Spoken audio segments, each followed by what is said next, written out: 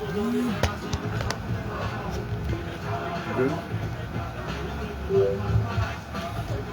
Tu vois? Je suis Moses. You good? Tu n'as même pas mangé, mais c'est qui c'est tu as moins égal. Alright, in 5, 4, 3, 2, 1.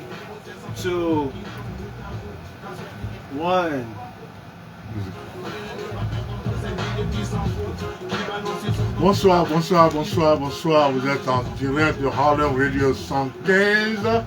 Notre invité aujourd'hui, c'est M. Mohamed Doumbia, candidat indépendance à la présidence en 2025 en Côte d'Ivoire. Mohamed, comment ça va? Oui, je vais bien. Merci bien, M. Idriss Padré. Écoutez, Mohamed Doumbia, candidat indépendant. Qui est Mohamed Doumbia? En effet, comme vous l'avez si bien dit, je suis Mohamed Doumbia, acteur de la société civile, né à Niamey en octobre 1983. Et je suis aussi candidat aux élections présidentielles d'octobre 2025. Je suis acteur de la société civile engagé dans plusieurs structures, président de l'Union des jeunes leaders de Côte d'Ivoire depuis près de 10 ans maintenant. Je suis aussi opérateur économique et aussi technicien en exploitation de pêche. Mohamed, vous êtes né à Abidjan. Où est-ce que vous êtes allé à l'école primaire? J'ai eu comme père gendarme, donc j'ai eu mon cursus dans différentes régions de la Côte d'Ivoire. Nous sommes passés par Yamsoko, Taï, Kossou et aussi à Boissou. Donc je ne pourrais vous dire réellement l'endroit exact où j'ai passé réellement mon cursus scolaire. Ça a été un peu un voyage de toute la Côte d'Ivoire. Vous connaissez la Côte d'Ivoire? Apparemment. Quelles sont les langues ivoiriennes que vous pouvez parler, à part votre langue maternelle? Bon, je me débrouille très bien en baoulé. C'est vrai? Yeah. À part le baoulé? Bon, à part le baoulé, bon, pour dire tout, je crois, je vais me limiter au baoulé. Au baoulé? Yeah, je vais me limiter au baoulé. Ok. On va parler baoulé bientôt. D'accord. Ok. Vous avez joué au ballon? Bon, j'ai plus joué au handball comme tout Ivoirien déjà, toucher au ballon et jouer au ballon, c'est deux choses différentes. Mais mon sport préféré, c'était plutôt le handball. Yeah. Vous n'avez pas fait des arts martiaux? Pas en tant que tel. Vous avez fait l'armée? Non, je n'ai pas fait l'armée. Mais qu'est-ce qui s'est passé? Vous dites? Pourquoi vous n'avez pas fait le service militaire? Bon, pour tout dire, mon rêve était déjà de pouvoir suivre le même cursus que mon père. Mais après, j'ai vu en moi les qualités qui pouvaient me permettre de servir dans d'autres domaines et j'ai préféré vraiment m'engager pour ces différents domaines-là que de m'engager dans l'armée. Yeah. D'accord. Nous allons parler un peu. Comment est-ce que vous êtes arrivé à la politique? Merci pour cette question déjà, M. Idriss Padré. Et il faut dire d'abord, nous sommes partis d'abord par la société civile, comme je l'ai bien dit au début. Et nos actions étaient déjà des actions pour pouvoir aider les différentes populations, vu les différentes souffrances et les différents mouvements qu'il y avait déjà en Côte d'Ivoire. Et lorsque nous avons arrêté notre cursus scolaire, on s'est dit, mais est-ce qu'il ne faudrait pas vraiment agir pour cette société civile-là, aider la jeunesse en tant que telle? Et je crois que c'est dans ce sillage-là, nous avons rencontré des acteurs de la politique et on a vu qu'il était possible aussi de pouvoir mêler politique et action de la société civile. Je crois que c'est ce que nous avons fait et aujourd'hui nous sommes vraiment en phase avec cela, c'est-à-dire mener des actions dans le cadre de la société civile et en même temps mener des actions politiques. Je crois que nous sommes une nouvelle génération et ce brassage-là, je crois que nous avons su le faire et c'est une nouvelle expérience. On a aujourd'hui des politiciens qui ne sont pas passés par la société civile forcément. Mais nous sommes passés par la société civile, nous connaissons réellement les réalités de vie des populations. Nous avons été dans le fond avec eux, en zone rurale avec eux, dans différents domaines avec les élèves dans les écoles. En réalité, nous connaissons réellement le vécu des populations et le besoin des populations. Et voilà un peu pourquoi nous avons décidé de mouver un temps soit peu pour nous engager en politique. Et généralement, les acteurs de la société civile sont des personnes qui ont les vraies réalités du peuple. Et généralement, ces réalités-là, ils ne sont pas là réellement pour les défendre. Il faut forcément le politique pour défendre ou pour assumer réellement. On s'est dit aujourd'hui pourquoi nous, en tant que jeunes, il est temps pour nous de pouvoir, en tant qu'acteurs de la société civile, nous mettre ensemble et mener aussi des actions, briguer des postes aussi élevés comme la présidence de la République, pour pouvoir aussi nous exprimer d'une manière ou d'une autre. Nous sommes plus de 60 organisations de la société civile au sein de notre organisation pour porter cette candidature-là. Et vraiment, la politique, d'abord, comme vous l'avez, votre question, c'est d'abord un amour pour moi. Et je suis réellement un amoureux de la politique. D'accord. Monsieur Mohamed, vous savez, la politique, ici aux États-Unis, depuis que je suis là, sauf Donald Trump, la plupart des candidats qui sont arrivés à la présidentielle, d'autres sont passés par la mairie. Il y en a même qui ont commencé juste tout en bas. C'est quoi votre carrière politique? Okay. Et vraiment, merci pour cette question. Elle revient plus souvent et ça me fait plaisir que vous rameniez encore cette question-là sur le plateau là pour que nous puissions réellement en parler. Et on nous demande souvent pourquoi on est toujours passé par les législatives ou par les municipales. En fait, notre objectif, c'est un souci national. Et comme le chef de l'État, Alassane Ouattara, l'a si bien dit, il dit que l'élection présidentielle est un jeu. C'est un canal. On a suivi la Coupe d'Afrique des Nations, où les nations se sont mobilisées avec leurs meilleurs joueurs dans le domaine du football pour venir compétir en Côte d'Ivoire. Et nous avons vu la beauté que cela a donné. Et si vous voyez, nous aujourd'hui, nous nous sentons prêts pour véhiculer un message national et non un message local. Je pouvais être candidat peut-être dans la localité de Djéné ou peut-être à Bobo où je vis. Même nous ne pouvons pas réellement transmettre le message que nous avons. Notre message est un message national. On peut aller transmettre ce message-là dans un cadre local. Et on a un programme qui est le programme social 2025 qui compte environ une soixantaine de points. Et pourquoi nous l'avons appelé programme social 2024? Aujourd'hui, je vis aux États-Unis. C'est vrai que je ne suis pas à Côte d'Ivoire actuellement. Mais nous avons les échos sur notre nation. Nous sommes fiers de cette nation-là. Nous sommes fiers de l'élévation et de l'action que tous les Ivoiriens ensemble ont menée pour pouvoir apporter cet état-là au niveau où il est aujourd'hui. En termes économiques, ça va en Côte d'Ivoire. La sphère politique, c'est déjà bon, même si nous avons des revenus à certains moments. Mais il faut dire que la Côte d'Ivoire se porte bien aujourd'hui à presque tous les niveaux. Et c'est une fierté pour nous aujourd'hui. Et une très grande fierté d'ailleurs. Et je me dis, notre candidature, tout simplement pour vous dire, nous n'avons pas voulu passer par les législatives ou les municipales, tout simplement parce que notre programme est un programme national. Nous ne pouvions nous exprimer dans un cadre local. Je vous remercie pour cette réponse. Je vais vous poser une question qui va... Vous avez quel âge? Moi, j'ai 41 ans. 41 ans. Et vous êtes prêt pour diriger la Côte d'Ivoire? Oui. Si demain et après-demain, on vous dit que vous n'êtes pas capable d'être candidat, qu'est-ce qui va se passer? Ben, il faut dire, je suis candidat. Oui. Et si j'ai décidé d'être candidat, cela sous-entend que je remplis les conditions pour être candidat. Il serait très difficile qu'on vienne me dire que je ne suis pas candidat. Yeah.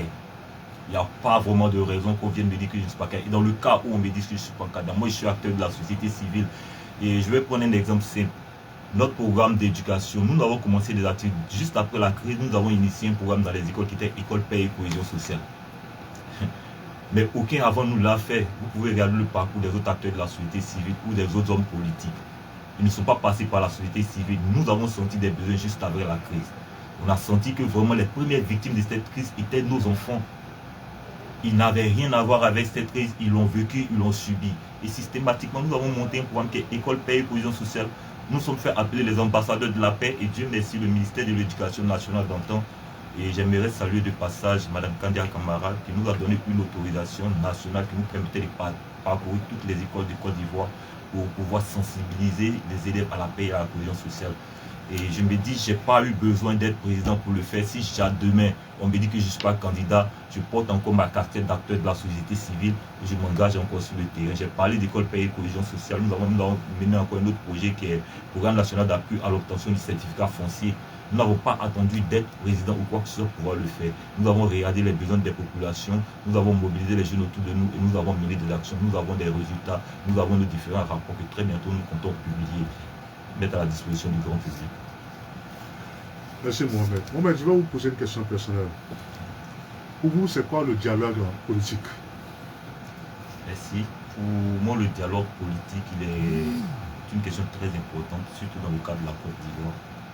Pour moi, un dialogue politique, c'est le fait de réunir différentes personnes avec différentes idées autour d'une table afin de sortir avec un objectif commun pour le bien commun. Je ne sais pas si il faut comprendre. Réunir des personnes avec différentes idées pour sortir avec un objectif commun pour le bien commun. Voilà ma définition. Oui, depuis quelques années que le président Alassane Ouattara est au pouvoir, il a eu toujours une demande de dialogue politique. Et il a toujours répondu, on n'a vraiment pas le temps pour ça. Alors pour vous, candidat à l'élection présidentielle 2025, pourquoi il n'y a pas jusqu'à présent un vrai dialogue politique entre les opposants réunis sur la même table avec le président de la République ou le Premier ministre? Cette question est d'autant très sensible. Il faut dire, en ce qui concerne la paix, bien avant le président Alassane Ouattara, je crois que beaucoup d'actions ont été menées pour qu'on aille à la paix. Et il faut dire, le gouvernement Ouattara est un gouvernement sur 15 ans. Ils ont mené beaucoup d'actions, il y a beaucoup d'évolutions dans la vie des Ivoiriens. Mais comme vous l'avez si bien dit, le dialogue il est presque mort. Le dialogue il est presque mort. Et dans ce cadre-là, nous ne pouvons indexer aucun parti pour cela. Aucun parti pour cela. Et je profite de l'occasion pour féliciter le camarade Blé Goudé qui aujourd'hui a renversé sa casquette. Aujourd'hui, nous n'avons pas le même Blé Goudé. Nous avons un Blé Goudé qui véhicule un message de paix. Et avec des acteurs politiques, jeunes comme lui, je crois qu'on peut aller vers la paix. Et pourquoi aujourd'hui il est beaucoup difficile de pouvoir parler réellement? Il y a beaucoup de situations. Et lors de l'une de nos publications, nous avons dit comme ça que nous, si nous étions élus, nous allions engager une amnistie nationale de 1960 jusqu'en décembre 2025. Je crois qu'en réalité, c'est pour répondre réellement à ce problème-là. La Côte d'Ivoire est un pays dont la politique est vraiment différente des autres nations. Elle est vraiment différente des autres nations. Et là, je m'explique. Nous sommes dans une nation aujourd'hui où toutes les grandes régions ont déjà dirigé. Le peuple baoulé, qui est un très grand peuple, a dirigé la Côte d'Ivoire. Le peuple du Nord avec le docteur Alassane Ouattara, le peuple de l'Ouest avec le général Guy Robert, paix à son âme, et le peuple de l'Ouest avec le président Laurent Gbagbo. C'est une chance naturelle que tous ces acteurs-là soient passés. Et chacun a montré sa capacité de gestion. Nul n'a été nul. En tant que jeunes, pour nous, nous considérons le docteur Alassane Ouattara comme un père, Laurent Gbagbo comme un père, Feu Henri Konan Bédié comme un père, Feu Guy Robert comme un père. Et chacun a mené sa part à la construction de l'édifice. Aujourd'hui, cette belle Côte d'Ivoire que nous voyons depuis 15 ans, aujourd'hui avec les évolutions que nous avons pendant les 15 ans, ce n'est pas seulement le RHDP, c'est l'ensemble des Ivoiriens. Les enseignants ont participé à cela, les militaires ont participé. Tu ne peux pas être en train de construire des ponts pendant que les militaires sont en train de se battre sur un front, c'est beaucoup difficile. Il fallait garantir une paix et les militaires l'ont fait. Il y a tous bords confondus, il y a des LMP, il y a tous bords confondus dans l'armée ivoirienne aujourd'hui. Et aujourd'hui, pour féliciter, il ne peut pas féliciter un groupe, il faut féliciter l'ensemble. Et en ce qui concerne le dialogue, je crois que le président de la République n'a pas été soit cela, il a mené aussi des actions dans ce sens-là. Pour moi, aujourd'hui, c'est à l'opposition de plus se rapprocher, comme l'action que Simone Gbagbo mène actuellement avec le camarade Déroudé. Pour moi, ce sont des actions vraiment salutaires et qu'il faut vraiment encourager. Monsieur Mohamed, vous êtes la nouvelle génération. Que je vais encore vous demander quelle innovation apportez-vous dans la politique ivoirienne avec votre nouveau contexte? Merci bien, Fabien. Comme j'ai dit, nous sommes acteurs de la société civile depuis 5 ans maintenant, avec des camarades. Nous sommes assis, nous avons réfléchi, nous avons étudié les besoins de la population. Et après ces études, nous ne sommes pas assis, nous sommes passés à l'action. Et quelles sont les actions que nous avons menées? Nous avons mené un projet comme ça, qui est, comme je l'ai dit au début, École Paix et Cohésion Sociale, pour parler un peu de paix aux générations, de nouvelles générations. Nos objectifs ne sont pas les générations actuelles, mais les générations futures. Et comme je l'ai si bien dit, ce que nous comptons apporter d'innovant dans la politique ivoirienne, c'est qu'au soir du 25 octobre, après notre élection, le premier décret que nous allons signer, c'est le décret d'installation de la Chambre des dirigeants. Et quelle est cette chambre? Pour nous, cette chambre va compter les ex-dirigeants de la Côte d'Ivoire.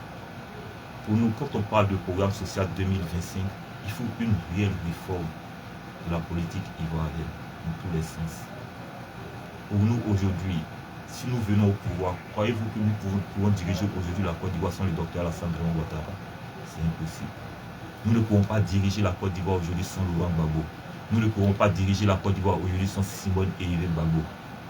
Tous ces années, nous avons donné toutes ces personnes-là. Voilà pourquoi nous avons décidé dans notre programme de société de repartir les structures d'État, les grandes structures d'État en 3 grandes chambres. La chambre des dirigeants, la chambre des représentants, la chambre des chefs traditionnels et l'Assemblée nationale. Une fois que ces partis, ces différentes chambres seront assises, je crois que là, nous aurons une gestion un peu plus homogène et un peu plus claire. Aujourd'hui, lorsqu'un parti vient au pouvoir, il s'accapare tout le système. Et on entend aujourd'hui les opposants en Côte d'Ivoire dire que tout a été verrouillé. Mais c'est parce que nous sommes dans un système où tout est basé sur le gouvernement en place. Et si jamais on a un système demain où le président Alassane Ouattara a un bureau dans un édifice et juste à côté de son bureau se trouve le bureau du président Laurent Gbagbo, le PDCI ou le centre de la Côte d'Ivoire désigne un autre, qu'il soit un religieux, mais un homme charismatique, écouté des hommes du Sud. Avec ces 4 personnes déjà, nous avons déjà la Chambre des représentants, qui sera la plus haute chambre de décision. Et notre candidature n'est pas une recherche de pouvoir, non, mais c'est plutôt une réforme. Et cette réforme pour qui? Pas pour nous, mais pour les générations futures. Aujourd'hui, qui n'aimerait pas être président pour avoir tous les privilèges et avoir tous les honneurs? Mais dans notre candidature, nous disons quoi? Nous allons remettre le pouvoir aux générations qui le méritent. Nous sommes jeunes aujourd'hui. On ne va pas venir discuter l'héritage de nos pères encore pendant qu'ils sont vivants. Je crois que c'est ça le panafricanisme. Monsieur Padre, je crois que lorsque votre père est là, vous ne pouvez jamais parler d'héritage. Et pour nous, tant que le président Laurent Gbagbo, le président Alassane Ouattara sont encore vivants, pour nous, il a lieu de soutenir ces leaders-là à trouver un système qui puisse nous permettre de vivre en harmonie en Côte d'Ivoire.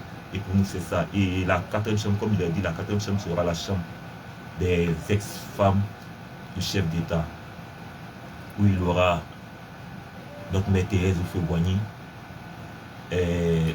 Simone et Yves Gbagbo, Madame Bédier et Madame Dominique. On dit la nuit porte conseil. Mais il est grand temps aujourd'hui pour éviter de retomber dans les crises que nous avons vécues. Je crois qu'elles ont aussi leur mot à dire. Et elles seront, pour nous, c'est une façon de redonner le droit de la femme.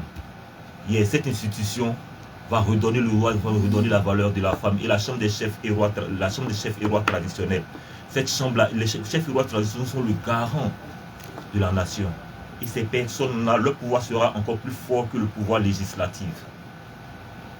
Pourquoi la chambre des chefs traditionnels doit avoir un pouvoir plus fort que le pouvoir législatif?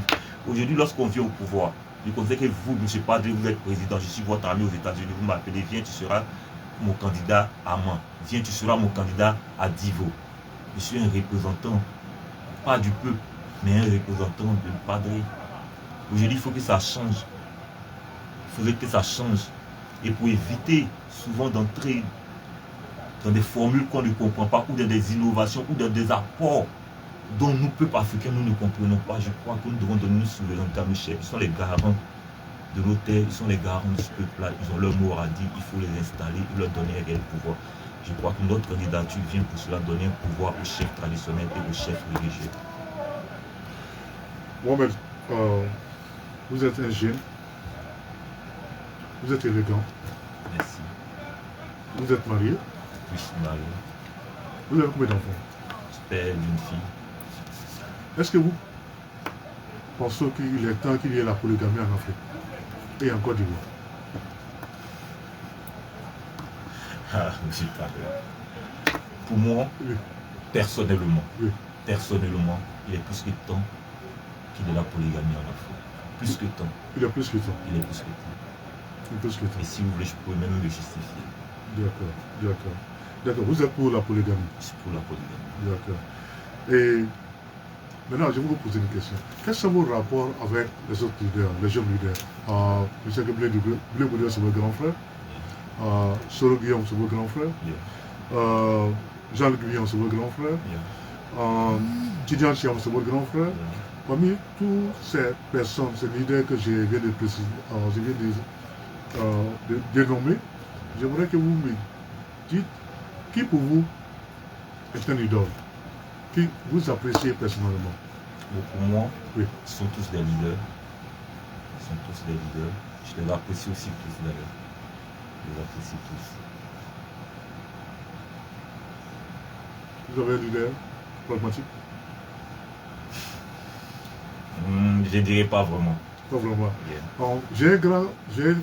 J'ai un ami que je dirais un ami que j'apprécie.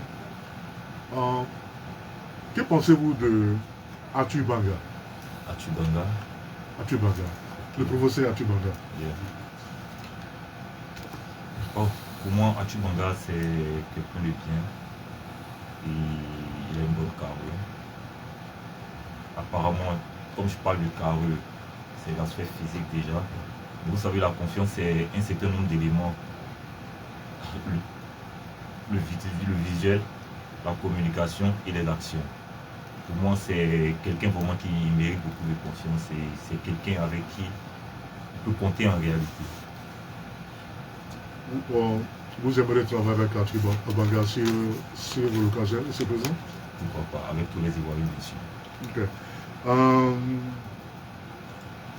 Si vous êtes dans la même situation que le président Thiam, que je respecte, est-ce que vous ne trouvez pas que c'est le moment qu'il rentre en Côte d'Ivoire et que le président Alassane Ouattara accepte qu'il soit candidat? Bon, Ou bien vous trouvez que la situation dans laquelle il est, c'est la Constitution, il faut respecter la Constitution? bon, cette question est d'autant plus sensible. Oui. Il faut déjà, pour comprendre ça, il faut écouter déjà l'opposition. Il faudrait que l'opposition ivoirienne puisse se donner une ligne droite d'action et une orientation claire. Depuis que le nom de Thiam a été retiré de la liste électorale, c'est que celui du président Laurent Gbagbo, nous n'avons jamais vu de manifestation ou d'action réelle dans ce sens pour réclamer leur candidature. Et s'il faut déjà des manifestations pour lutter contre le 4e mandat, pour moi il y a un problème. Moi, Mohamed Doumbia particulièrement, je crois qu'au lieu de lutter pour le pas que quelqu'un ne parte le candidat de son parti, je dois plutôt lutter pour fixer ma candidature. Pour moi, c'est ça le réalisme politique. Je n'ai rien contre les actions qu'ils mènent, mais pour moi, je crois qu'en tant qu'opposant, la vraie réalité, c'est de pouvoir lutter afin que leur candidat soit sur la liste électorale. C'est la priorité, il ne faudrait pas s'éparpiller. Ouattara, il est le candidat du RHDP, n'est pas le candidat des Ivoiriens. C'est le choix du RHDP. Si le RHDP choisit Ouattara comme candidat, nous n'avons rien à y voir. Nous n'avons réellement rien à y voir. Maintenant, le cas Thiam. Je crois que c'est pas une question de Ouattara. Si on parlait peut-être du cas Laurent Gbagbo, je pourrais dire que Ouattara pouvait peut-être prendre une amnistie dans le cas Laurent Gbagbo. Mais avec le cas Thiam, c'est la Constitution. Et je crois que c'est un intellectuel chevronné qui connaît les voies de recours pour pouvoir réellement refixer sa candidature. Je crois qu'il pourra le faire, il a encore le temps. Vous aimez la musique? Yeah. Qui est votre artiste préféré? Kadji. Vous voulez l'écouter ou vous voulez l'entendre? Vous voulez l'écouter? Nous allons jouer parce que nous sommes au Harlem Radio 115 et la musique est faite pour se retrouver ensemble.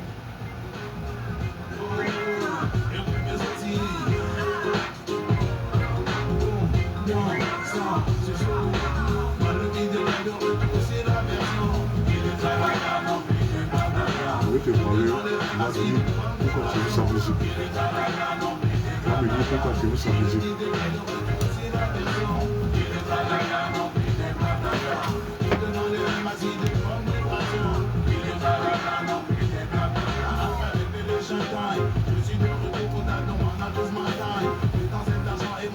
We back in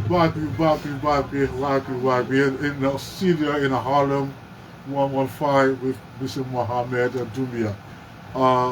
Mohamed, ça peut aller? On peut continuer? Vous venez tout juste d'écouter Kajim.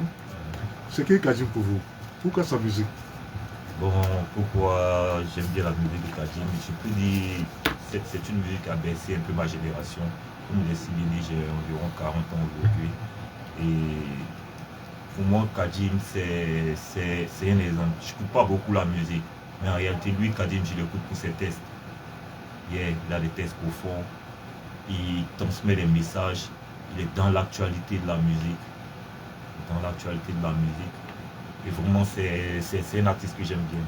J'aime vraiment bien. Kajim. Yeah, pour la profondeur surtout de ses tests. Kajim. Yeah, Kajim. À part Kajim, un autre musicien que vous admirez? Au plan local ou international?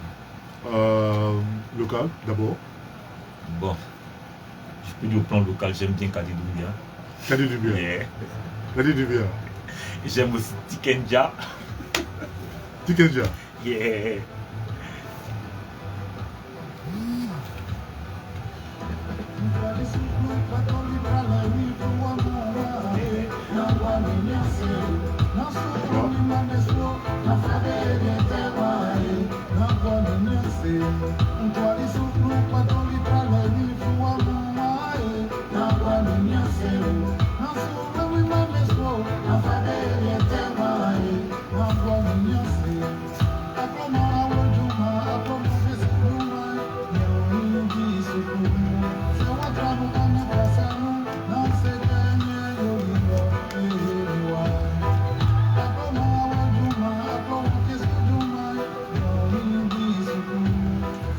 We back. Live with Mohamed Doumbia, candidat à la présidence 2025 en Côte d'Ivoire. Une dernière question. Okay. Vous êtes au studio de Harlem 115. Comment est-ce que vous trouvez nos studios? Super cool. Avec une équipe très jeune. Vraiment, j'ai été épaté lorsque je suis arrivé là et vraiment je ne peux que vous féliciter et déjà vous encourager aussi à pouvoir ouvrir une maison de télévision en Côte d'Ivoire. Je crois que les autorités seront prêtes à vous aider, On a rencontré ici la dernière fois Kakabe où il était au poste de ministre de la Paix et de la Cohésion sociale. Il a dit comme ça, il dit ne venez pas dans des cercueils au pays, mais venez avec des projets. Et vous, ils disent pas déjà vu l'action que vous avez menée ici à New York, il sera très facile de le reproduire en Côte d'Ivoire. Et comme je l'ai dit avant le début de l'émission, j'aimerais que vous puissiez ouvrir une chaîne sur l'agriculture, qui est le poumon de l'économie ivoirienne, faire la promotion de l'agriculture. Et quand on parle d'éducation en réalité, dans notre plan d'éducation, l'audiovisuel a une grande part dans notre plan d'éducation. Une très grande part dans notre plan d'éducation. Parce que dans notre programme de société, nous comptons réformer carrément l'audiovisuel ivoirien. Carrément réformer de fond en comble l'audiovisuel ivoirien. À travers les différents contenus qui seront proposés aux populations. Les contenus pour les enfants, les contenus pour les grandes personnes. Donc déjà, pour moi, être dans une salle de communication, c'est déjà coacher un professionnel de la communication à pouvoir venir nous aider en Côte d'Ivoire. Je crois que c'est notre mission en tant qu'acteur de la société civile et aussi en tant que candidat à l'élection présidentielle de Côte d'Ivoire. Monsieur Padre, nous attendons que vous puissiez ouvrir une maison de communication en Côte d'Ivoire. Oui, je pense que si, Inch'Allah, si Dieu le veut, tout ira. Mais pour le moment, on n'a qu'à parler de votre candidature. Si vous êtes élu ce soir du 25 octobre, qui serait vos premier ministre? S'il faut choisir entre le président Sorogio, le président Blé Goudé, le candidat Jean-Luc Bion et le président Tidjane Thiam, parmi ces quatre-là, qui vous pensez qui ferait un bon premier ministre pour vous? Seulement eux? Parmi les quatre. Parmi les quatre. Parce qu'ils sont tous des bons leaders. Yeah. J'ai vraiment l'embarras. Oui. J'ai vraiment l'embarras. Mais pour moi, j'irai avec Blé Goudé. Blé Goudé. Blé Goudé, yeah. Blé Goudé. Blé Goudé. Ben écoute, nous allons Il est temps que nous mettions fin à notre petite réunion. Et la prochaine fois que nous verrons, vous allez nous dire honnêtement pourquoi le président Blé Goudé. Si vous êtes sous le Harlem Radio 115, et merci d'être venu dans notre studio. Merci bien. Je vous remercie encore une fois. Merci. Okay.